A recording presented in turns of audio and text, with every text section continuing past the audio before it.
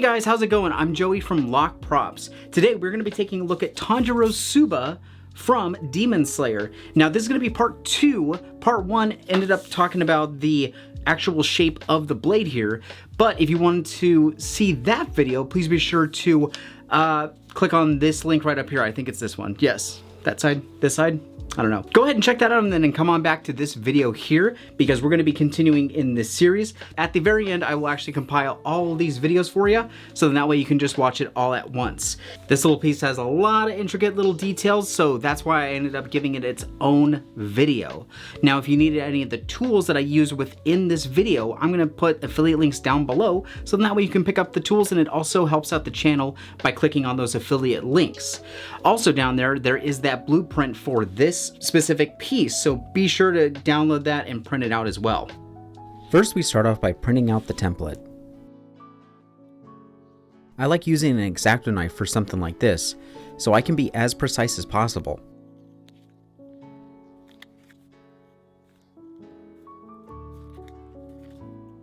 Then, taking a 6mm piece of foam, I trace out the template using a silver Sharpie. When I begin cutting out the circle, I cut on the inside of the marker line. But when I am cutting out the triangles in the middle of the guard, I cut on the outside of the marker line. My strategy for this is to start from each corner, go about halfway down the triangle, then switch over to another point and direction that I haven't started cutting. Then, when there is a little bit left holding it all together, I put the X-Acto blade in the middle and slowly saw down to the corner, freeing the piece. This part is going to take a while, so be patient, go slow, and take breaks if you need to.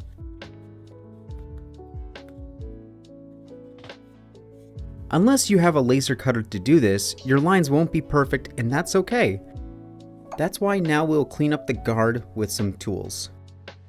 I first start off by evening out the edges of the Tsuba and rounding out the corners with a sanding drum bit. Then I take a thin round stone bit and glide along the areas I just did. This will smooth out the foam and even it out just a little bit more.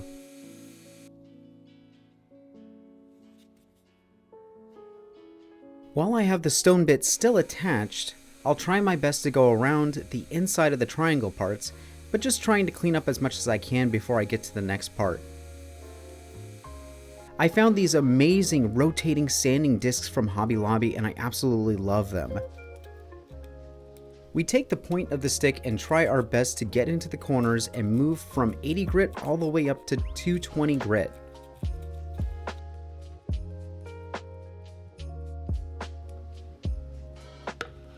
Before we can cover the foam in Plasti Dip, I need to heat seal the foam. I take some painter's tape and fold it in on itself so I can place the piece right on top and then it won't fly away when I use the heat gun.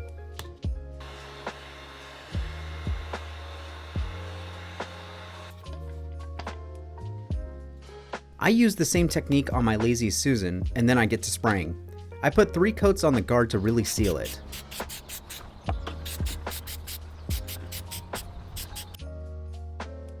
I need to mark the middle. That is easy because there is a straight line going down the middle and a line going to the side of the guard. So I grab my support and press an indent where the middle is. Taking a 1/4 drill bit, I drill out a hole for the support to slide into.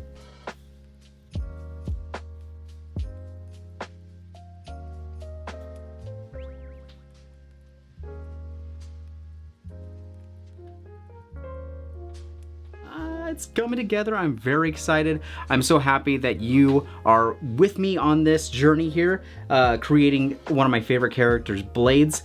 The next video is going to be about the handle, so that is going to be a little different because I'm going to be going over 2 different ways of doing the handle. One completely out of EVA Foam, and then one with the traditional samurai braiding technique that you can wrap around the handle.